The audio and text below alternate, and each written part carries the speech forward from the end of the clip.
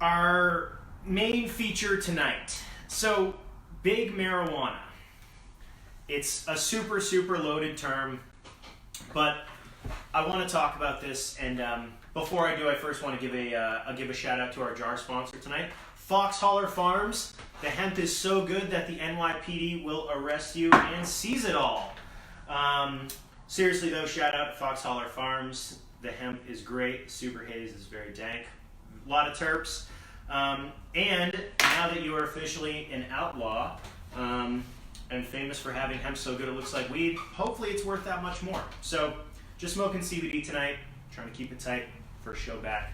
We'll have guests and smoke other people's weed in the future probably, but I really want to talk about big marijuana because this Curaleaf Grassroots thing has really confused a lot of people, and it's confused me. And so I've been trying to figure this out. And basically, it starts with the question of, one of the big questions for me from the start was that, how can this map exist? Like, how can you be a company in the US right now that owns, if you look at this map, a chain of dispensaries in 19 states, right? Like, this looks pretty cut and dry that this business, Curaleaf, after they acquired this other business, Grassroots, has access to new states and enhances presence in key states, right? So you look at these rundowns and they say, Vermont, vertically integrated, largest license holder. Pennsylvania, top 3 dispensary market share, vertically integrated. Illinois, top 3 dispensary market share, vertically integrated. North Dakota, 1 of 2 cultivation licenses. Nevada, 7 dispensary licenses. How does that work, that you can be a national cannabis? Like, isn't that called being a fucking cartel? Like, isn't this what you get busted for if you're in New Hampshire? Right now, carrying weed that you bought in Massachusetts legally into Vermont? The answer, my friends, is in the small print and in the details. Okay? So, the key when you are, and again, this doesn't make a ton of sense because it's not quite kind of up, necessarily I think on the up and up, or at least how maybe the system was designed to work. But how this works, what is a cannabis license, right? That's where the first question starts. The idea of a license. So if I am issued a license, is that license issued to me, Eli Harrington? Is it issued to me and the entity that I applied for this license for? That is the answer, right? So it's me and this group of people. So I get together with Foxholler Farms and some money people and some lawyers, and I say, all right, I'm the CEO, that's the COO, that's the CFO, that's our farmer, that's our banker, here's where our money comes from. We get the license, okay? So what we have gotten is that they don't actually give you, back in the day in New York City, like a taxi medallion was like a physical thing. It was like an actual medallion, right? For a reason, because that's how you knew who owned something. That was the license. With medical marijuana, that is not necessarily how it works, and that's not necessarily how it's regulated. Okay, so the license and the management of that license are 2 different things. Let me give you an example. In Vermont, medical marijuana dispensaries were required to be nonprofits. Now, a nonprofit organization in Vermont typically, or a lot of the time, will hire a subcontractor to help with something. It might be their taxes, it might be a website. They might outsource the entire management to a private company. So that could be a nonprofit who has then hired a management company to do the day-to-day operations. That management company is now, for all intents and purposes, the ones who are doing the operation, right? So you can give that management company permission to do the operations, right? To pay the bills, to use their operating procedures, to hire the employees, send you the seeds, right? That management company has control over the operation, right? They're the ones making the shot. They're the ones calling the shots. They're making the hiring decisions. They're making the inventory decisions, what to grow, how to do it, blah, blah, blah. However, they are not necessarily connected directly to the license that the state has issued. Okay, so if the state issued that license to a nonprofit dispensary, that nonprofit dispensary is not necessarily restricted from going and hiring a private for-profit company to manage their operations. Okay, so again, let's go back to our Curaleaf example here. And I will show you the exact small print and how I figured this out and how this shit actually works. So I'm going to read this small print from you, okay? Because it's way too small for you to see. It says, certain entities are subject to option agreements, service agreements, or similar contractual relationships, which may require state or local approval and licensing prior to close. So I mean, one, the second part of that sentence means that a lot of this is bullshit, right? So none of these are necessarily deals that are done. They may require prior approval, which they may not get, okay? But again, what this large company, Curaleaf, which is the largest cannabis company in the world by their own description, they want to be the Starbucks of weed, and they're in 19 states. So what they are doing is that they are quantifying, right? They're making a product. The product that they are selling is their control over these different cannabis businesses. And to have that control, Curaleaf can be a national company. Curaleaf itself does not own any licenses. It might have a few. I know they actually have some in New York. They started as a real company. But a holding company doesn't need to have any licenses. If they have the contract, the option agreement, or the service agreement from somebody who does have a license, then a company like Curaleaf could come in, manage it however they want to their operating procedures, fund it all themselves, make all the decisions, and have the de facto control. That's what they're selling in this document. That's what Grassroots sold to Curaleaf, and that's why, if you look at Curaleaf, this is what they've been able to do, and this is what they just acquired. Okay, so they bought in July a company called Grassroots, different from Grassroots Vermont. I'm going to break down the Vermont ownership scene in 1 minute, I promise.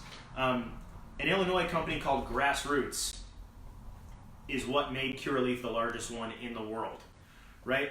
This is what, if you can see on the screen, what Grassroots brought to the table. A strong presence in limited license states, Illinois, Pennsylvania, Maryland, and North Dakota.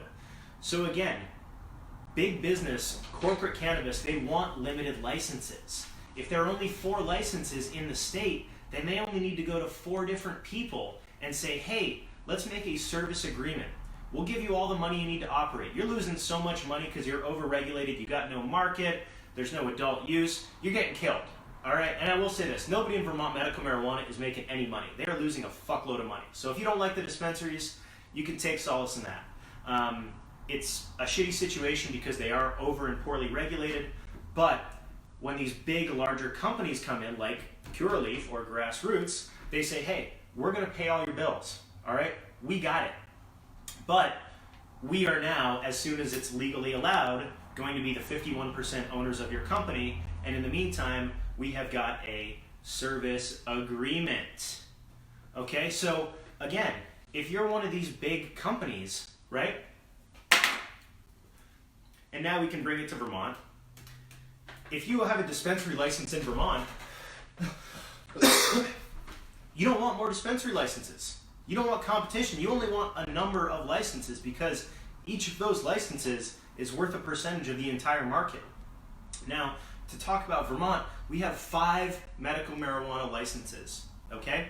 Each license carries with it 2 retail locations.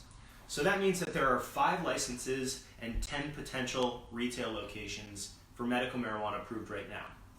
Traditionally, what happens is that when you go from medical marijuana to adult use, the people who have been doing medical marijuana, who got licenses 4 years ago when they had the foresight and the money to figure this out for the rest of us, those medical marijuana people get front of the line into the adult use. And to be honest, it partially makes sense. The state's already regulated them, they've done their background checks, they've tagged their plants, They have HVAC, they have cameras, blah, blah, blah, all the bullshit. And they already theoretically have legal supply, trained staff, a location, and are kind of like ready to go, theoretically, on day one. Which is why medical marijuana dispensaries want to get as big as they possibly can. And that's why in New Jersey you're seeing so many dispensaries come online right now. Anyways, so the conventional wisdom has been that as soon as there's an adult use license and an adult use market, the medical marijuana dispensaries are going to fill that void, and they're going to make all of that money in the meantime until other people are licensed. So that means that they don't want other people licensed at all, because guess what? If you got one pie, if there's one statewide pie and you got 20% of it because you got one of those 5 licenses, you don't really want to give up that pie, like, at all. Now, you might want to diversify and only do retail and not have to do every single piece of it, but generally speaking, if you have a market and there's only 5 people in it, they generally don't want to invite a lot more people in to come earn the money as well, right? They kind of like to keep that themselves, which is, again, economics and common sense here. So, again, the tension that we're seeing a lot of the tension in Vermont right now is that medical marijuana dispensaries have been getting killed. They've been overregulated, they've made no money, they've been losing a shitload of money, and the assumption has always been that when adult use or recreational came around, that's how they would get all their money back and then some. And as we saw from Massachusetts' example, there's a lot of money to go around. That $394 million that Massachusetts did in their first year, $180 million of that went to the first 4 licensees. All right, so there's a lot at stake here, and why I do live streams, so that the footage can't be lost in case anything happens to me. For real though, there's a lot of money at stake, and this is really, really big business. So a lot of these, the conventional wisdom has been that they don't want other competition, they don't want other people involved. And some of them are operating from a corporate, quote unquote, corporate playbook, and some of them are not. And this is where I have to bring it back to our Vermont example and maybe school some people on something that they might not even want to hear. Because guess what? If you're in Vermont, the only Vermont-owned medical marijuana dispensaries that are completely controlled by Vermont-based people, completely controlled by, I won't say owned because that's too hard to figure out. Champlain Valley Dispensary, Southern Vermont Wellness. Those are the most local, the most Vermont-owned dispensaries in Vermont presently right now. That's a fact, okay? That, again, doesn't mean they're the best. It doesn't mean they're the worst. But it is a fact that if you're looking at what national corporations own Vermont's medical marijuana licenses, Champlain Valley Dispensary, the largest in the state, and Southern Vermont Wellness down in Brattleboro are the ones that appear to be the most controlled by actual Vermont people, okay? Now, I have plenty of criticism for those ones in particular, but this is a fact if we're talking about how does big cannabis work. So if we go back and look at that Grassroots, example that we just had up here, let's see if we can pull that back up. They mentioned, and this got me fired up to send off some tweets. I got some shit about some of them because some of it was projection. I looked at this Grassroots slide, and they were talking about in Vermont, thanks to Curaleaf acquisition of Grassroots. Again, we're not talking about the Grassroots dispensary in Brandon. Curaleaf is now describing itself as the largest license holder in state. It also points out that it's vertically integrated. Now, I don't know if Curaleaf has any involvement with Champlain Valley Dispensary, and I doubt it. Southern Vermont Wellness, I don't know. Management companies that might be involved with them, who knows, right? There's a business I wrote about a while ago called Series Project Management. It's gone through some iterations since we started talking about it publicly, which is frankly very shady or vindicating for a muckraking journalist, at least in that capacity. But Curaleaf is describing itself as the largest license holder in the state of Vermont. How they determine that, I don't know. But I know that there are 5 dispensaries in Vermont, and this is kind of how they break down. Champlain Valley Dispensary, that is in Burlington. They have a second location approved, a second retail location approved for South Burlington. Okay? Southern Vermont Wellness, they are in Brattleboro. They're owned by the same people as Champlain Valley Dispensary, pretty much. They have a second location approved for, I believe it is Middlebury. Okay? Hasn't opened yet, but it was approved as part of their license. Then we have Grassroots Vermont. Okay, Grassroots Vermont, confusing when we're talking to Vermont people about the names of all these. They're located in Brandon, Vermont. They are owned by Ianthus. Ianthus was one of the early multi-state operators to come out and figure this system out. And they're a little heavier on the East Coast. So, you know, the Grassroots Vermont dispensary has really the best reputation amongst people that I talk to, patients, employees, former employees, management. You know, again, who controls these dispensaries does not necessarily make them good or bad, right? And that's the part that's hard for, that's a little more nuanced. So as, you know, crunchy wooks are like, corporate cannabis all sucks.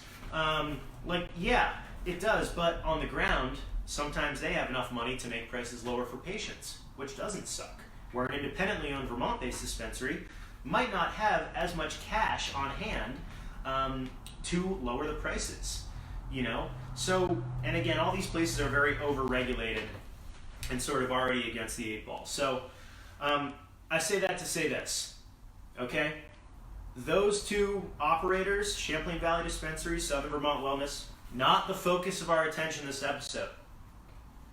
They are, again, the most, at least as far as I can tell right now, in-state controlled. So we mentioned Grassroots Vermont, that's in Brandon. That is the 3rd of the 5th license. And now that leaves us with the final 2. Now, the Vermont Patients Alliance, located in Montpelier, that was the state's first dispensary. And really those guys who started that were at the forefront of making medical marijuana happen. And getting dispensaries open. It was kind of the Vermont Patients Alliance in Montpelier and the Champlain Valley Dispensary folks in Burlington. The Montpelier Dispensary, the Vermont Patients Alliance, a few years ago, some of those people started a company called Phyto Institute. And originally it was just going to be a testing and I think extraction company. And then Vermont opened up a 5th dispensary application license in 2016, or 2017, sorry. Those people from Vermont Patients Alliance said, hey, we know the people in the state pretty well, we might as well throw an application in there, and what do you know, they got the 5th license. And Phyto Institute became the state's 5th dispensary. So, what we have in Vermont is basically 3 individual groups here. There are 3 actors which control these 5 licenses, for all intents and purposes. The Vermont Patients Alliance in Montpelier, and their, I will call it, cousin, the Phyto Institute in Bennington. Shout out to Bernie Barrier and the Bennington crew. I really wish you'd sue the state over that bullshit in the selection process. Those last 2 licenses, numbers 4 and 5, those are definitely controlled by Grassroots, which was purchased by Curaleaf. So, when Curaleaf says that they're the largest license holder in the state, that most likely means that they control 2 out of a potential 5 licenses. Now, Champlain Valley Dispensary also controls 2 out of 5 licenses, but since they have 2 different names, whereas the Montpelier and Bennington dispensaries are both part of this Phytoscience management group. Again, I explained that nonprofit hires a management group, out-of-state company invests in that management group, out-of-state company then controls de facto on the ground. Or at least writes the checks, you know, and probably controls. So that's kind of the state of the state in Vermont, is that statistically speaking, if there are 5 licenses for medical marijuana in the state, and there are, they are all vertically integrated. They're vertically integrated by law. And as we can see, the company wants vertically integrated. Vertically integrated means it's more valuable, right? Because they have a license to do all of those different things, and guess what? When it goes tax and regulate and adult use, they can spin off each of those different components into other businesses. So where we're at right now, this all might kind of seem strange because you're reading about like how MedMen and all these companies are losing a shitload of money. These national companies like Canopy and Acreage and all this. Well, it's because if you dissect these agreements down, a lot of it is just paper tigers and bullshit, right? So the projections that they're making for their sales and their revenue are based on, well, if we had a 10,000 square foot building and it put out the same numbers in Vermont as it does in Pennsylvania, and the market was 30% the size, then we could expect this. And it's like, yeah, that might work on paper to come up with some sort of number, but eventually somebody's going to be standing in a select board room, and you're going to have a lobbyist, like the very talented Gwen here, talking about zoning restriction, and guess what? Instead of building your facility in 18 months, now you built it in 24. And instead of costing $8 million, now it costs $12 million. And so that fucked up the entire, whoops, now your earnings report is dramatically lower than what the expectation was and what you pitched to investors, because you were pitching a bunch of bullshit and paper tigers. Okay? So, in conclusion, economies of scale are a real thing. We're probably not going to stop capitalism or conglomeration. What you can do and how you can combat this is with transparency and with advocacy. Because guess what? No politician runs on, I want corporate cannabis to dominate Vermont. And I very, very highly doubt that you're going to find anybody in the Vermont state legislature who is going to say, if asked, would you prefer that the majority of Vermont cannabis businesses be owned by out-of-state national corporations? Or should we have a decentralized, distributed industry and community in which everybody can participate? And that means the big guys too, right? You know, I mean, the most, even in craft beer Vermont and craft booze Vermont, Pop-Off vodka is still the #1 seller, all right? So there's a place in this market for absolutely everybody, unless the corporations try to keep everybody else out, which is what they will try to do to protect their investments and maximize their profits. So transparency, information, education. I will send anybody who wants this PDF and slide deck. I will post it. It's posted online. I'll be writing about this more in the future. And before I log off on this first podcast, I'll hop in here, see if we got any comments. Skip ahead, see if we got any questions. This would be a good time to drop them if you got any. Let's see. Free Big John. Free Big John, if you haven't signed the petition yet, Free Big John. We have talked a lot about cannabis reforms. And guess what? People are still paying the price. So sign that petition. It's the least we can do. We're going to hopefully do a lot more in the coming weeks and months, including just let's start having an open cannabis system. Let's let everybody participate. So let me just check the comments real quick here. Thank you all for joining me in like what's a kind of shady first round, but you know how I do things. We learn along the way. Share it, and we will be recording this and sharing it as a podcast as well. So thanks everybody as we got back in the swing. I'll be editing this down and sharing much more in the days and weeks to come. In the meantime, please check out Vermontijuana.com. Consider purchasing a Vermontijuana 2020 calendar for the cannabis enthusiast in your life. $20 on sale. Pre-order right now. Phenomenal Christmas gifts. I will handwrite the package myself. Thanks for tuning in. See you guys at some point in the future.